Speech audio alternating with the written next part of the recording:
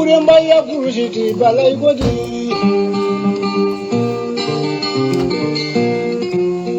Ginale shiyayi Duya bila fawali o yafa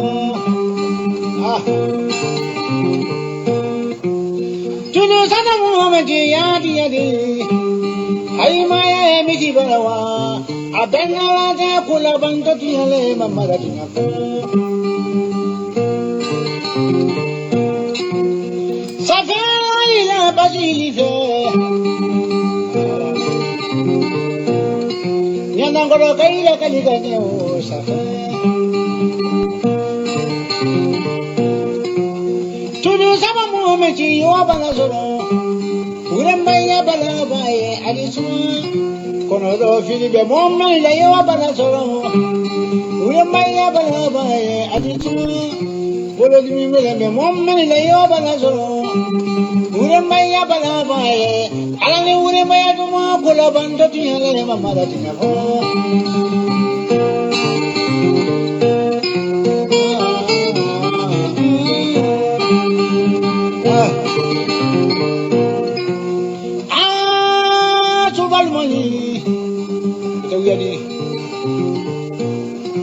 Ala suli mumachina sabuyola Ende tuyori mumia sabuyala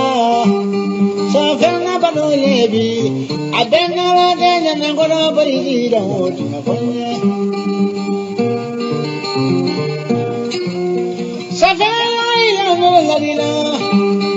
Nangora ya walame Abenala de kula banda tinale manitina ba Nena mali mabari dang masu Utia di He suba karabule maha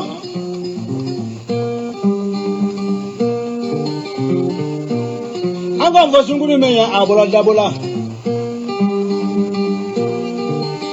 Eba boda bola iwa urembaya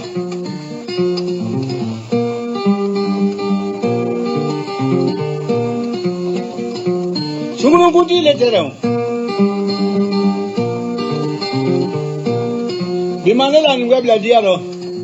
Meninga iki karambo ni mafili bararo saro Memba katibili kala nyeso ori ni sifila fane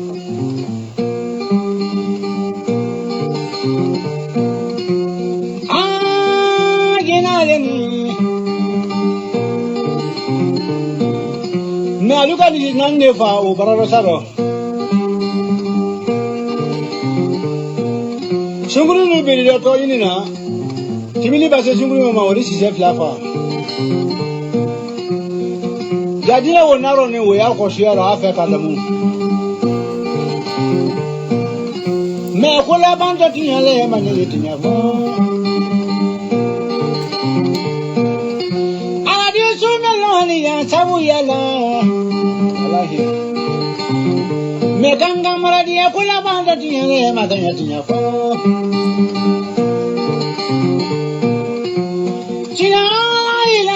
Dine demisene ni malu alabe funenge lu tawatira kota bana gala irumani urembaya balagane abenala de urembaya kurushiti balai ni se Salam alaikum dari de Paris alaji de Paris wala jude Paris belebele de Paris dagantigi xaw bela jele fu xaw be wali ni mondo anga foli be bela jele surtout Adja Madina m'a foya fa klanta kajatu sabune ga folibia merci beaucoup grand sœur Marie tout fo almaiki fo ki wali mando kadede aussi ma fo kenenga ya m'a foya kanga présenter fo madame de la présidente Nasra Sagoy ga folibia merci beaucoup Asma Bayo Fatou Zara Kani Befo merci beaucoup Ourad Douzous Barni Gambi amben nous fo antesere amben do vidéo te dian vidéo te 30 minutes doninga Amba befo ka befo ka wali mando il n'a pas bien donné bien dimasi ko cara mo ni ko cari kungoloma do metumbuna adamadena tu vois parce anya e bigo segu tungara na le tara malila anya e ko uya wole bi uya audio je te rappelle ouais uya le wole bi ça uya le wole ka enabi on ere mo chama wala kula ka ko nyingali ge ni beni kumana ni mo wore kumana ni mo wore kumana ka ko ɲininkali kɛ a minɛna kun kelen pe min na ɲɛ kɔni ma sɔrɔ a la fɔlɔ mɔgɔ de ye plainte ka kan wa progrès de yɛrɛ de y'a minɛ wa donc an b'a ka ɲɛɲini an ma sɔrɔ komi problème t'a la parce que ne ɲɛ bɛ Buba Fane ninnu ni fɛnkɛw la ka wuli ka tɛgɛrɛni fɔ ka wuli ka tɛgɛrɛ fɔ ko karisa donna kaso la a kɛra tan i m'a faamu karisa donna kaso la a kɛra tan nɔ ka wuli ka tɛgɛrɛni fɔ o ko la sari mɔgɔ ka kaso la de Buba Fane donna kaso la n'a kun y'anw jɛ an kun ma mugu i la o e donna kaso la Abudu Ɲangi donna kaso la Tayiruba ninnu donna kaso la mɔgɔ caman donna kaso la ne ma mugu a si la dɛ mais mɔgɔ min ka kaso la don ne ma mugu a la dɛ ni n y'a kɛlɛ yɛrɛ yɛrɛ wa hali lahara n b'a tigi kɛlɛ o de ye tɔgɔ ko Ras Bachi o ye ne ta de ye sinon aw donna kaso la yan nɔ an ma mugu la yan nɔ dɛ kaso la don tɛ ne y'a f'i ye ko n'i ma deli ka taa kaso la e bɛ siran de k'a fɔ ko fɛn min don sinon anw taara kaso la o ne yɛrɛ ka diɲɛlatigɛ tilancɛ est ce que ne ma tilancɛ bɛ kɛ kaso la wa ne yɛrɛ taatɔ don Mali la dɛ a bɛɛ ni Ali kuranɛ cɛ ne taatɔ don Mali la ne ta tɛ k'a fɔ ko ne bɛ taa Mali la ko k'an dogo Mali kɔnɔ dɛ ne bɛ taa de parce que n'i kɛra cɛbakɔrɔ ye n'i ye min kɛ i b'a assumer de i m'a faamu Bijou Siraba ninnu bɛɛ ma taa kaso la yan e Buba Fane ninnu ma taa yan bɛɛ ma taa yan nɔ mais fɔ mɔgɔw ka fɛn dɔ faamu fɛn dɔ de bɛ yen parce que i b'a jate minɛ peut-être n'u ye Segu Tunkara minɛ ko diffamation ou k'a ye nkalon da dɔ la k'a ye ko dɔ ta ka da dɔ la o bɛ se ka kɛ tu vois mais Mali kɔnɔ i bɛ fɛn dɔ jate minɛ u yɛrɛ dama bɛ tilen ka nkalon da ɲɔgɔn na ka ko dɔw fɔ ɲɔgɔn ma i sigilen i kunkolo bɛ dimi hali wulutigi o n'a ɲɔgɔnna caman u bɛ kuma caman fɔ transition ma u bɛ fanga la gosi u bɛ jamana yɛrɛ buruja cogo min na tu sais c'est quoi parce que u bɛ Mali la n'i bɛ Mali la i bɛ fanga buruja i bɛ nkalon ta ka da mɔgɔw la i bɛ fɛn nasuya bɛɛ kɛ rien du tout mais an minnu bɛ kɔfɛ n'anw bɛ extérieur la anw ta t'a la dɔwɛrɛ ye parce que anw b'a dɔn anw faso de ka d'an ye an minnu bɛ kɔfɛ n'anw y'a fɔ don o don n'an taara vacances la i bɛ taa dɔɔni papier dɔ sigilen sɔrɔ ko wayi ko n ye u yɛrɛ bɛ mun de fɔ ko mun u bɛ fɛn dɔ de fɔ fɔlɔ mɛnɛ ko n ye fɛnkɛ dɔ d'a kan ko n ye polisiw bila ko ka mandat dépôt d'a kan an minnu bɛ kɔfɛ n'anw taara Mali la dɔrɔn ko ka mandat dépôt da aw dun fana b'a dɔn anw tɛna ɲɛ Mali kɔ diyagoya de don anw bɛ taa Mali la o ye diyagoya de hali ni sankolo jiginna ka nɔrɔ kabako ka da dugumala la anw bɛ taa Mali la i m'a faamu mais minnu fana b'a fɔ ko wayi ko non ko justice tɛ baara la a donna tan o kuma fana o ye nkalon ye dɛ parce que ni justice ye mɔgɔ dɔ minɛ n'o y'i ka mɔgɔ ye i b'a fɔ ko ayi ko non ko justice ka ɲi dɛ n'o ye ko justice ma ɲi dɛ mais n'a ye dɔ minɛ n'o t'e ka mɔgɔ ye i b'a fɔ ko non ko justice ko non k'u tɛ baara la ko justice tɛ baara la ko justice bɛ k'u corrompilen don a donna kabi ala Afrique justice a bɛɛ lajɛlen a fara ɲɔgɔn kan kɛ i m'a faamu mais fɛn dɔ de don anw minnu bɛ tunga na n'anw bɛ video ko kɛ dɛ i kɔni an kɔni an bɛ taa kaso la o ye diyagoya de ye parce que n'i y'i da don a la i bɛ kuma cogo dɔn anw n'u fana jeli ka kala o ma i m'a faamu anw jeli ka kala o ma sinon ne filɛ nin ye bɛɛ b'a dɔn ne ni Segu tɛ bɛn o bɛɛ b'a dɔn ne ni Segu tɛ bɛn mais peut-être Segu ma deli ka kaso kɛ ne kɔni ye kaso kɛ ne ye kaso kɛ sigiyɔrɔma joli joli ne ye kaso kɛ ka taga ne b'a dɔn min don mais ne ka ala deli tɛ k'a fɔ ko Segu ka taa kaso la mais ni Segu taara kaso la aw bɛ bɔ sa Tijo Tijo Glomi Tijo ne tɛ fɛ k'e tɔgɔ fɔ quoi parce que ni aventure danna e Tijo ta ma diɲɛ kɔnɔ Tijo ko Tijo de Paris Tijo de Avuru ni aventure danna e ta ma ala kun ka ne faga Mali la quoi ni aventure da kun danna e ka aventure ma ala kun ka ne ni minɛ Mali la ne ma se e ka aventure ɲɔgɔnna ma Tijo de b'anw bɛ pinɛ kolonkolon duguma bilahi pinɛ de b'anw bɛ anw denmisɛnnin anw bɛ pinɛ kolonkolon ka wurulen n'a ye e bɛ Faransi in kɔnɔ yan nɔ e sera ka sodenni fila dɔrɔn de jɔ aw ka so hali sini mɔgɔw ka taa lajɛ hali sini suala de sera ka taa pɛntiri ka taa a bari dɔɔni ka kerepi dɔɔni ka d'i ma sodenni fila san 30 aventure sodenni fila e y'o de jɔ aw ka so hali sini wa so ni yɛrɛ jɔcogo a bɛ i n'a fɔ pisɔn soloni mais ne bora a eta plainte do seguga aya ebe ta plainte bita do seguga aya ta nge seguga ma e akila ka tara ka besa ka mo ye kuma fo ya no li do na kaso ngono ka bo e ma famu mo be do kaso gele ngono ka bo oni mo kaso la ta ne e bi nyimbo la kaso la ta te dia wuli goy kaso ere la baro minga juga ni kaso ge kofela la ori ga juga on me kaso modele mina parce que on me kaso la ne do na kaso la français ata do kaso la Italie o Italie kaso no a époque ne te italien quand même fouille mais beta kaso la iso mo be ti la je ira ni munu be kangele foli be ifa dugu golo ga beta kaso la sono de bi ne be jigi malla dom na ne afondo on yo ngonta to do malla ne do mo ba ye bientôt me malla billahi aramade o ma ye bientôt ngonta to do malla minga gelangu ga de ko ga matla nyana ma sa na ma tike ga nya matla nyana ma ani Angleterre nyana ma Angleterre nyana ma o Angleterre do rebe akilimu bo la do ni ne rebo sanfe katanga ima famu parce que kata go way kaka to chuiga utene taede ugo karsa na mali la bigi dugo utene de la beni sans pere che utene kata kaka ta chuiga o neta teni justice neta beni nyona ani mo wero ni mi ma je odo neta beni che iniga dalu na mfane ni ga dalu siglenu ni kiri ma je amina aiwa ne ga matla membulu na matla membulu aiwa nga fa into of la ka bongono Angleterre climatisé billahi abembulu nya o be préparer le no ko bebla ima famu o iga ngata minda ibo da ka tla ka bodda ba fe o ka tla kana ki ga barake tranquillement na balli la o de ga jugu so de bi se utatola do iben de black mo la ngo mali ko do mo be video ke ndi be taga dro matlan sa igala jofolo makla be makla le sango bla ka Angleterre sango bla o ka dumuni nyere mo songo diga mo ma na tegera ka nya odo na ma tegera nya ini ga matlanga do ini ga Angleterre ga do o ni be boy ko di doma ko nyo dorondi ima famu ko nyo dorondi suro ni mo e ka dado malikola mo bi dado malikola ma pere o de ga du o de ga mo ba fo he dani kana ta mali la ma nya ngone kana ta malla ta ne danga de ne ngone fasori do i kana ta malla mo ne do ngone i fasori de kana ta malla ne kana ta malla subhanallah mo ne gara ha o segu amba nga benyene bo shiegele anga benyene bo ka ko be ka benyene bo e ka sura ta te dore ko yo suno mo ba kuma mi fo segu be kuma mun fo mo ba mi fo mali kono mais tellement que malien ni ba sigi ki makono ça dit ala era ki tachie quoi ki makono mais alhamdulillah on fait ki ngara ko indala ko iga doki yere yo de kausa e gata kasoge ka kla ka bo zero ka soro fente ka kla kana tuwana ka kodo dam o de ka juwa kola ne a fo segu nuye una utatora ay maklan sa ou fait parce que programme nous faisons des et ennemis sigilé no ki magono dien on oli ragi la gita be dien alors que nationalité de segu bulu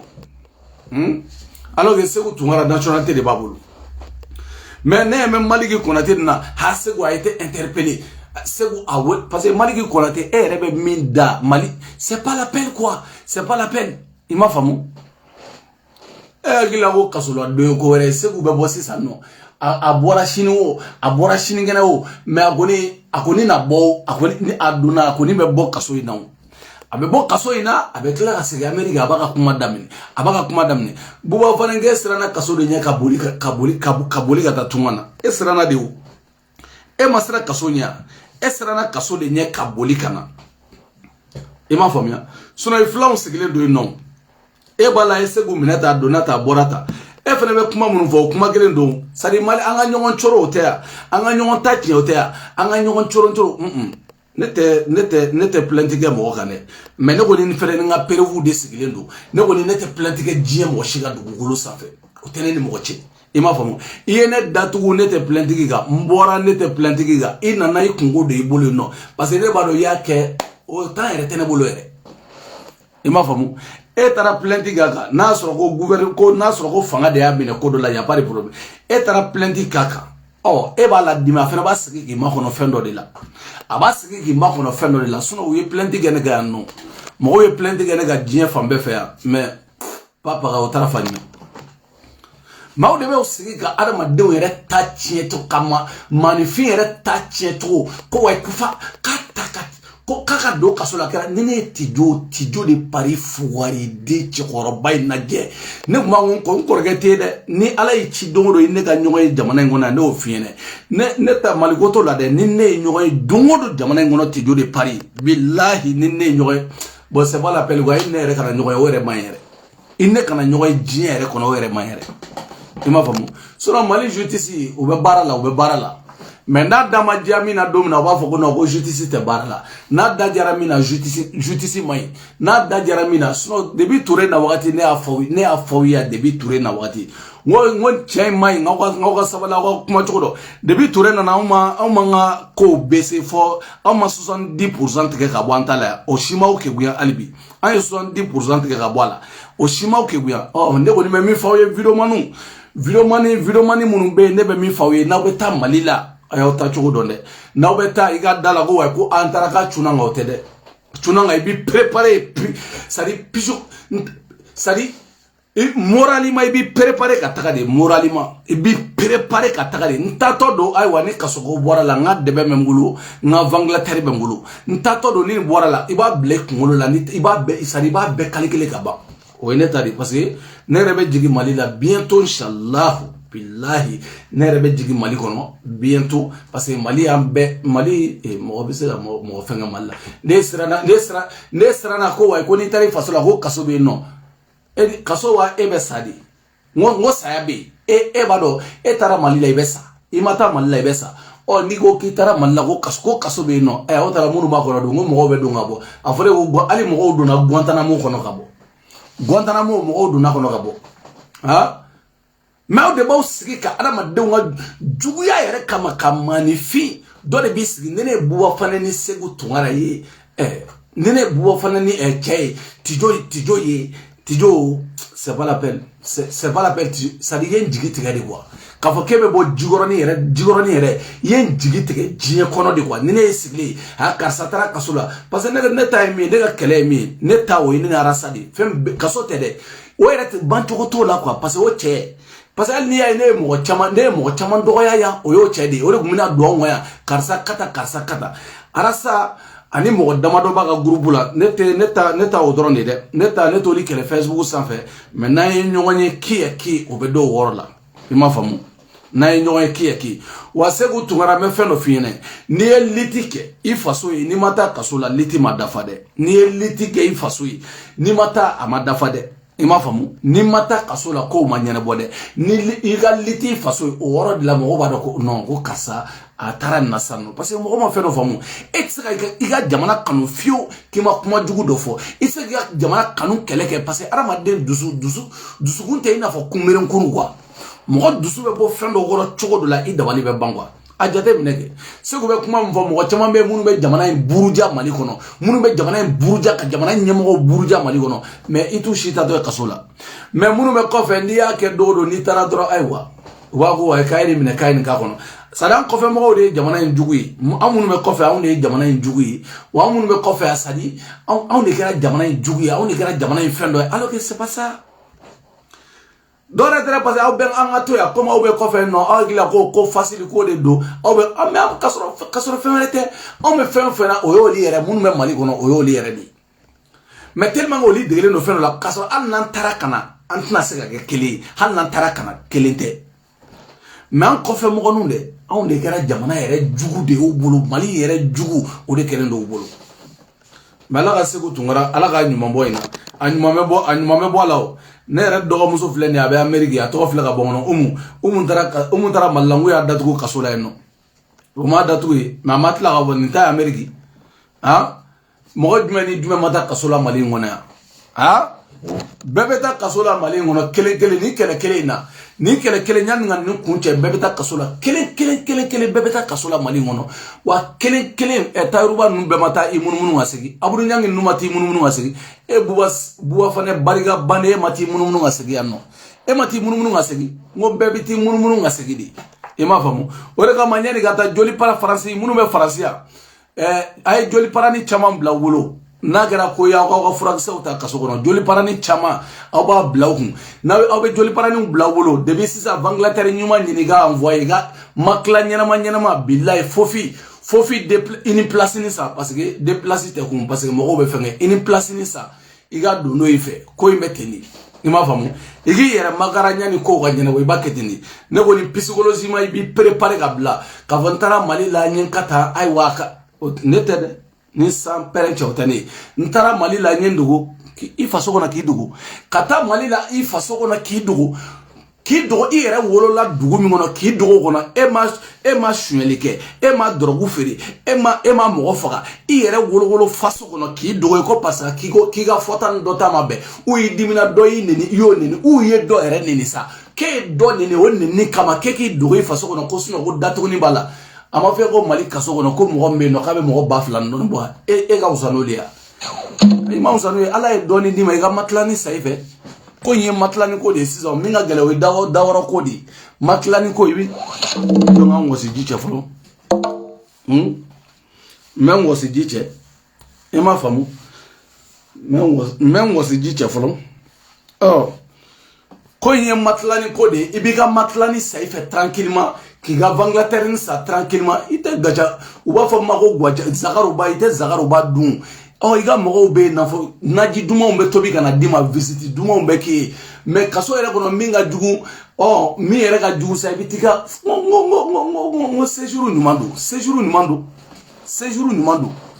mais n'aw nana ka fɔ k'o kɛ ko dɔ ye c'est à dire n'a t'i kunkolo la k'i bɛ taa kaso la ni e taara kaso la o bɛ digi e la de o sinon a b'i kunkolo la n taatɔ don n'a cira kaso ko kan o don o de b'i kunkolo la ka taa psychologiquement o de b'i kunkolo la n'a ma bɔ kaso kɔnɔ o fɛnɛ don salamu aleykum o y'o fɛnɛ bannen o bɛ digi e la mun na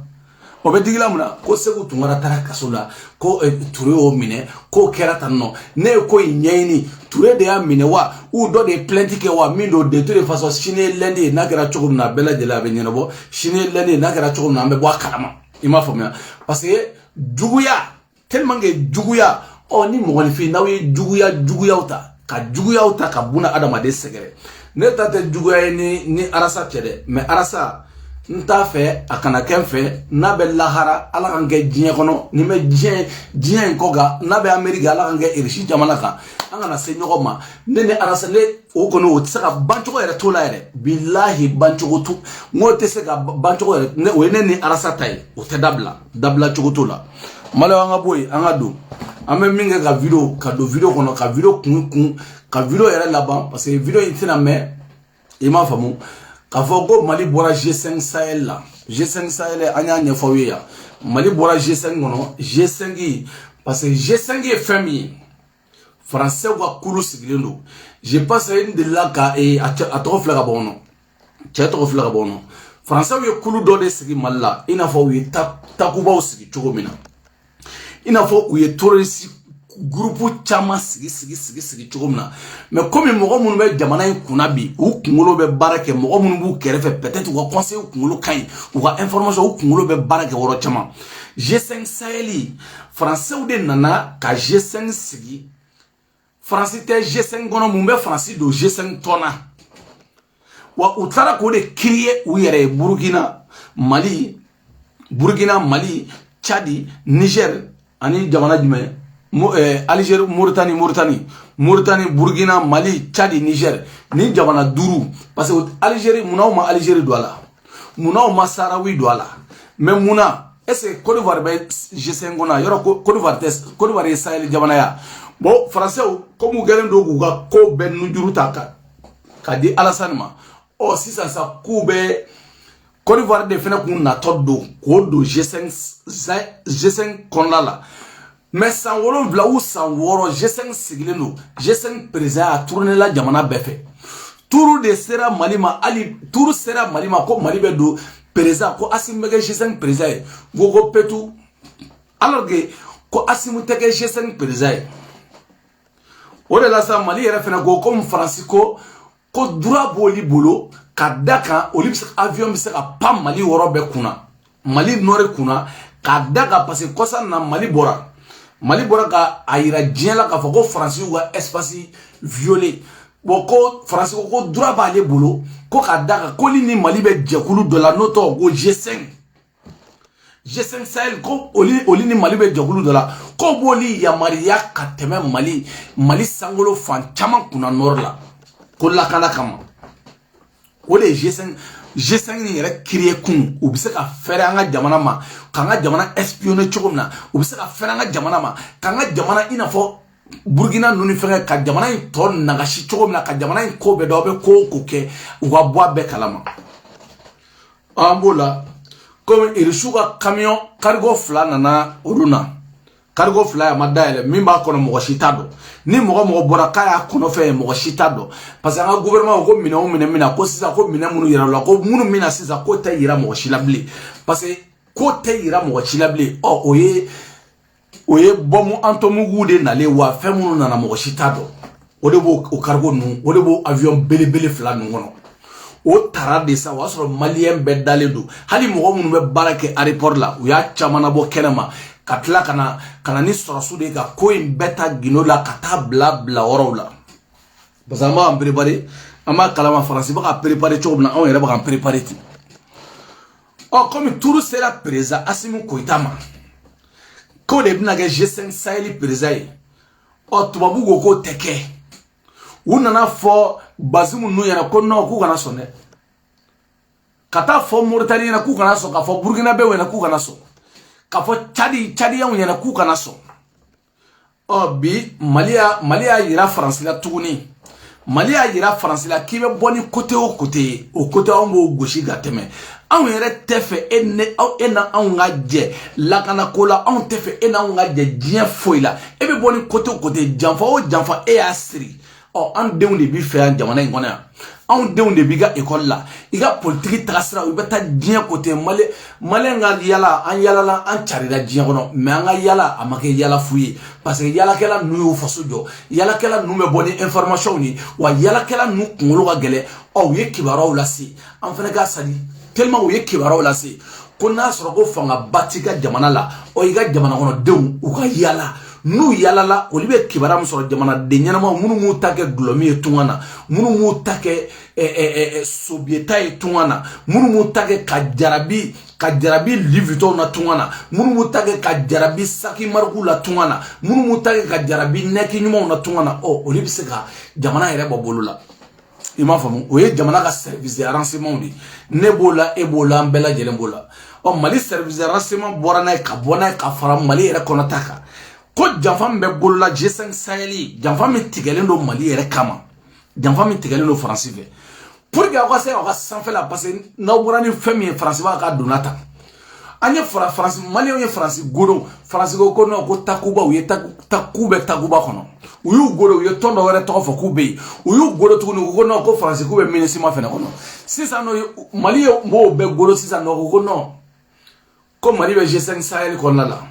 oui une baisse tout ça dit toi oui il fait quelque chose mais on va baisser donc Mali veut faire à débalancer qu'à français là trop bien mais Mali et français bon qu'à bénéficier ou feigner Mali et français t'as tellement Mali m'a charia clé à m'a violé debout et français à m'a sali genfobi à charia clé on m'a violé clé comme Mali et charia sur ça là Mali et français t'as tellement na charia bête article sur article point par point katla ka boka ira dien là au début français mo ça adu tisaka giri kata atisaka ayagatu anga nengala do blogué ambe nengala do blogué e ma famu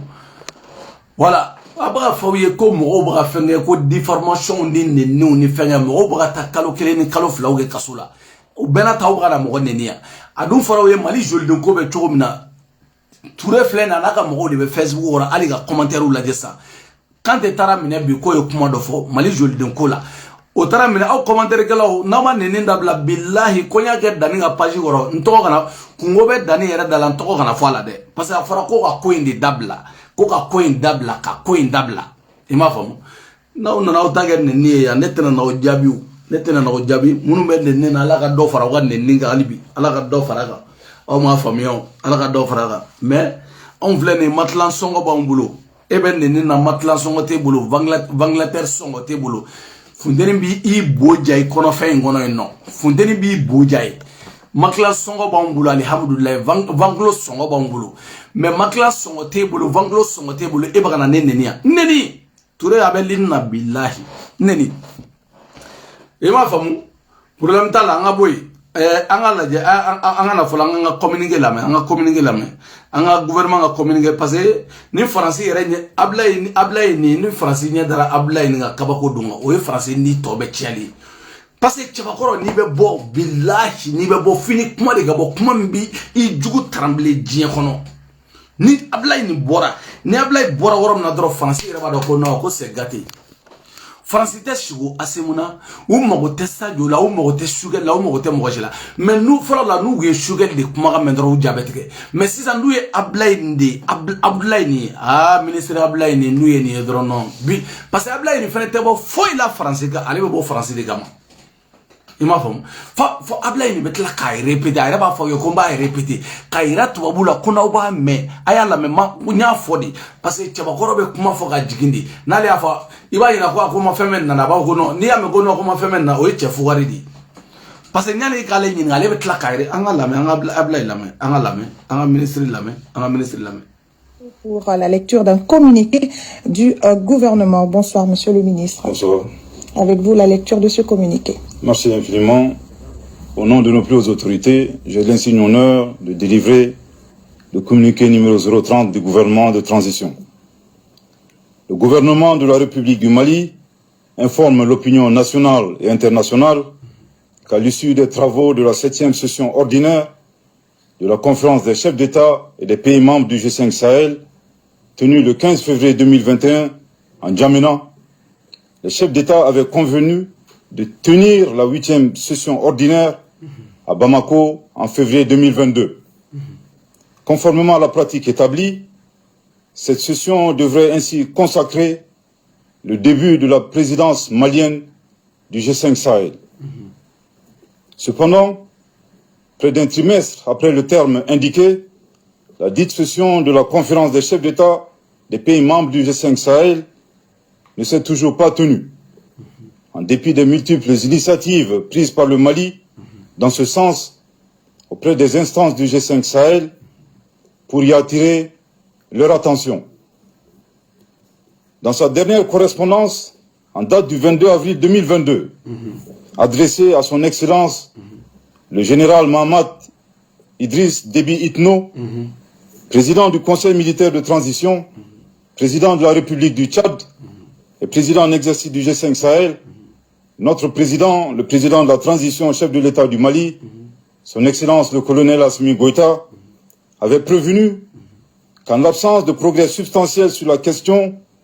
d'ici le 15 mai 2022, c'est-à-dire aujourd'hui, la République du Mali se verra dans l'obligation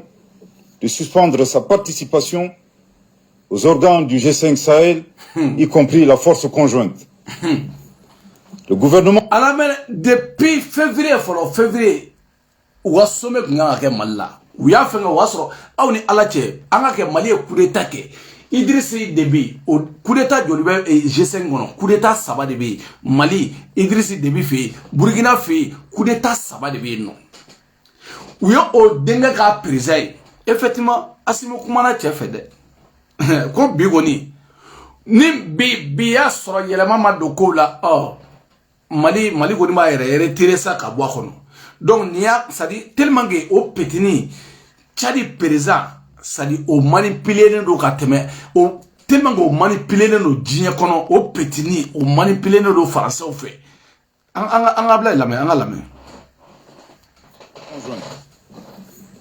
Le gouvernement de la République du Mali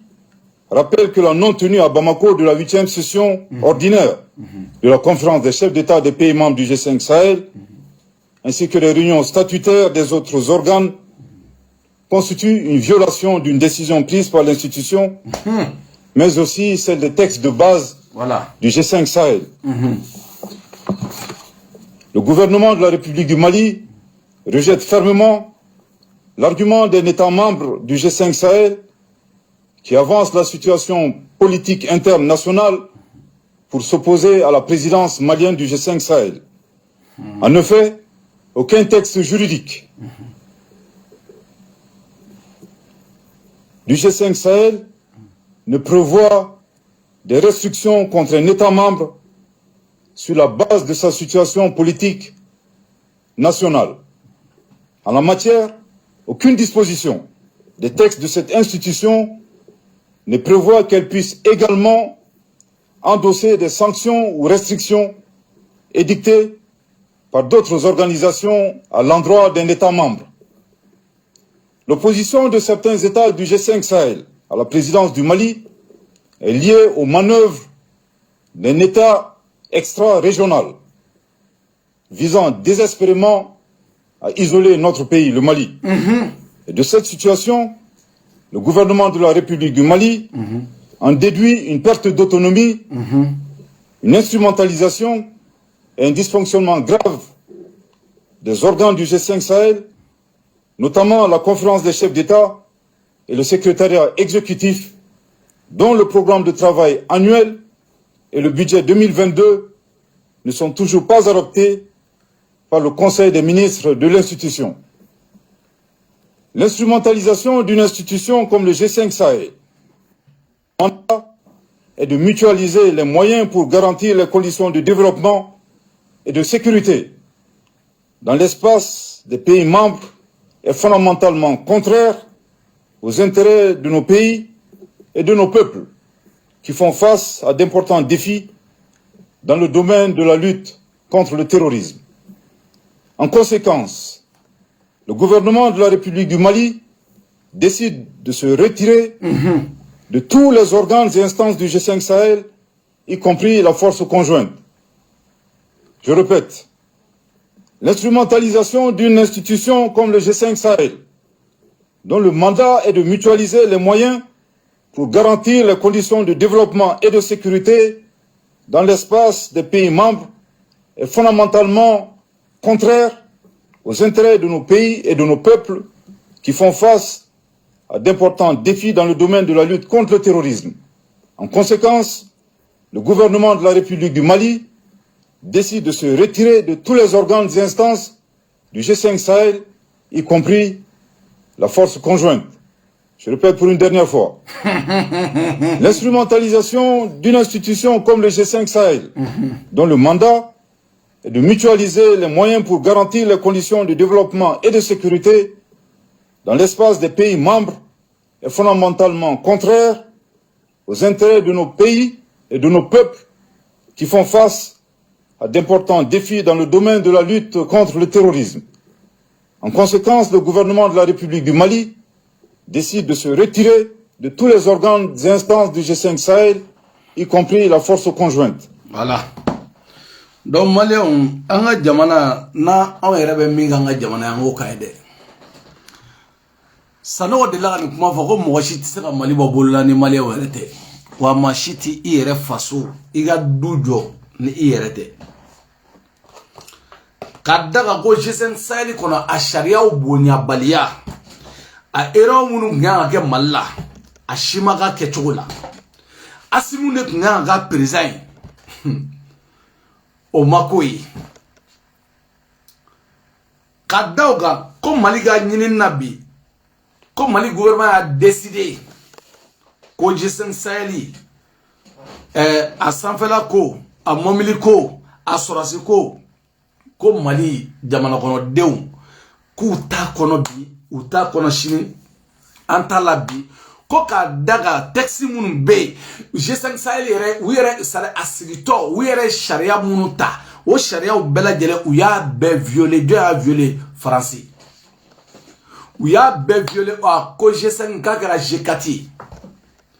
sera o mo obenamen kosobe malien mo metunga na ngachade obenamen kosobe on te fugari de ne farasi amasadi munu musigi Mali kono dondoni sera o nago ko kalotani shegi ni angora farasi amasadi la kana farasi bazula kabo farasi bazula ka segi ngana sisa no G5 yere la folo sera o kelete de amba o toindi dura ko ye dura ko de o ama wuli ka taga togo kata togo chenfe ka kan demea o bete ka sharia wuni ka dura wuni ka ira dinya bela kan yere be négociation ama datu go dinya mo shinye. Ode kama ni Mali gitari sigara josula he sugali bora ay datu sugali go tanno adonata borata mene ba wujini ga jinya ko da ndete horonya fo sadi mo munu muto sigi ka afoko sugali ya donta nete horonya kuma fa do law nete horonya kuma ira fala parce que le problème c'est quoi nene usigi le wole busigi eche busigi dabaya fin de la mais nous on fait sigi le wa ko no ka rebe dabaya alors que non c'est pas pareil antekele ayaw sigi dro billahi sera o beto ga mana ko la ne m'a fait CEDEAO be to ni mana ko ni mana ko la Assimi be se ka bo CEDEAO kono te pew Assimi yere bo CEDEAO kono pew Assimi ba ko bogo c'est bon ni yoro ni bora sisa Ablaye ni Ablaye job bora ni ko fe kalo kele kalo fla Ablaye kun la ko e Mali bolé CEDEAO la o kono frontière CEDEAO la ante CEDEAO la en français ni min ba ka fenga daele o ka daele kongo ma mfa ko Malien ni ba la ko wa ko jamana ka gela donata borata jamana ka gela te dore o tuna fen fa ne wulutigi ka vocal do la membi ntaro ayo émission ke ka me concert la wa me muna ne o do la ko jisuma manani ko o taka so Mali kono blé jisuma manani ko taka so Mali kono blé sebeni ngona tema dora igi kunda jeliba nunu bangmana nunu igi kunda segu sarawa o tangola na ni be jisuma fere ta so mo bi jibo kolona worobne oni fengola ko mi ko jisuma manani yere kana fere giya kono yere jisuma yere kana fere wa soro frigo be mo munu fe ha ta e kay fanfela nunu na marga dugu nunu fanfela na soro frigo be woro do la no mo ko jisuma manani tellement que be dongo bana Assimi buta côté mi fait ni Assimi buta côté droite la Shukali buta côté gauche la o video manu be soro ka sans peren jiguga o de buta ro kay video manu nu tara malla dro kay o mine ame soro ka kuma sa non nan kuma na ame mo la révolte pour y rado 4 ans sont fanga bi nterega o ta bine o avanga atna na bine ni ya ga ali shirame sans peren jigi nyoko ngano nasira malla ma nyina bo ibo foka soro matla songote mo mbolo billahi comme G5 Sahel flani akara G4 bi Mali ko ni yere takabwa kono abe fonne ma ko président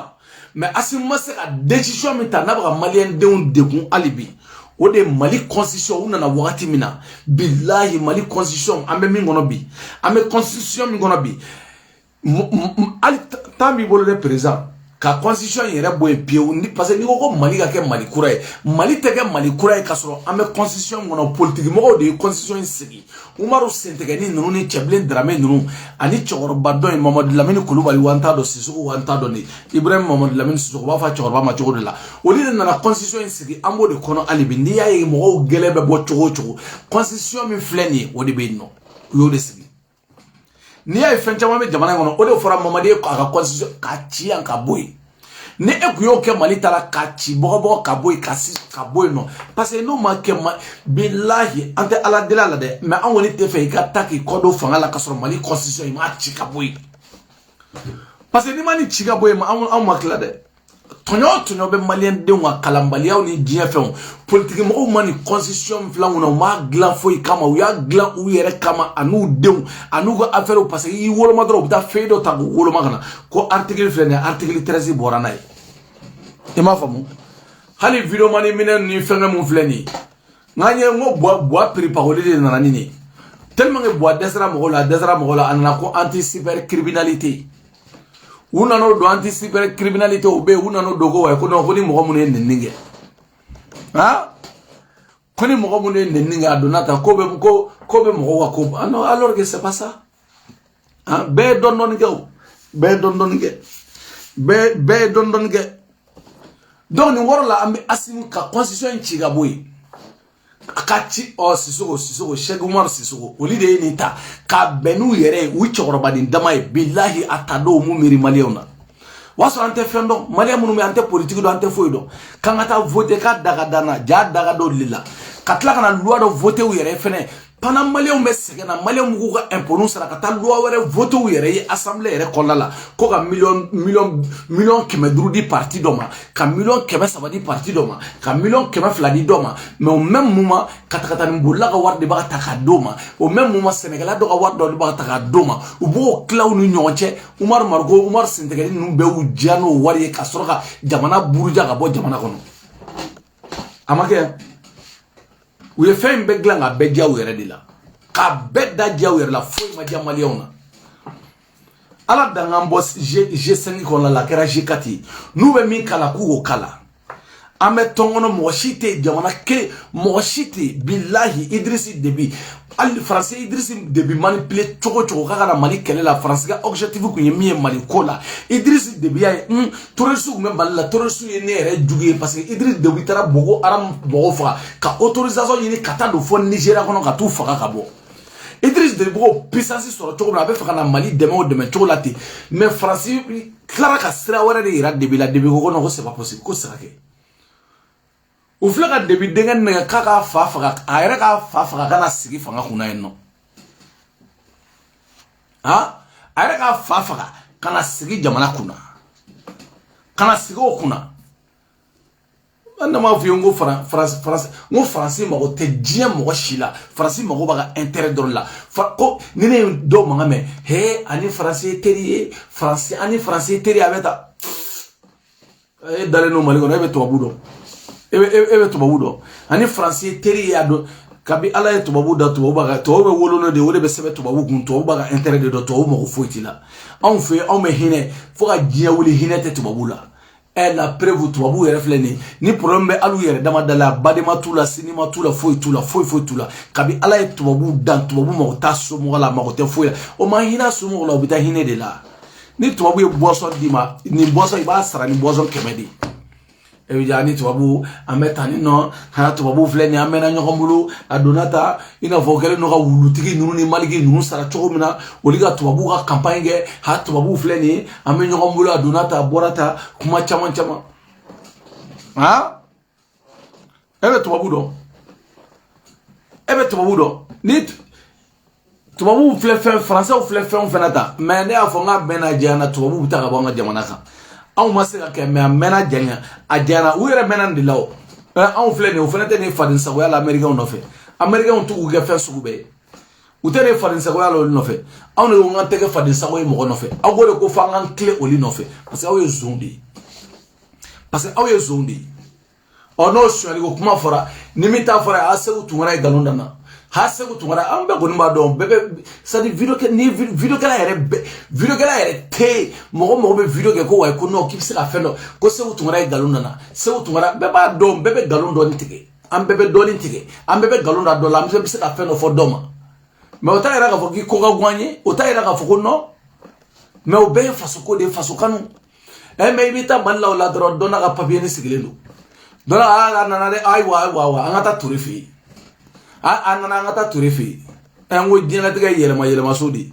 o tɛ foyi ye o n ko Ture delila ka yɛlɛma ni mɔgɔ joli Ture m'a bɛɛ kɛ kaso la mais u ma tila ka bɔ u bɔra mais Maliyɛnw ala ka Segu Tunkara ala ka jisuma ka fura ye aw minnu bɛ yɛlɛ la donna ta bɔra ta aw m'a faamu ala ka jisuma ka fura ye buba fana minnu bɛ ta nɔ donna ta bɔra ala ka jisuma ka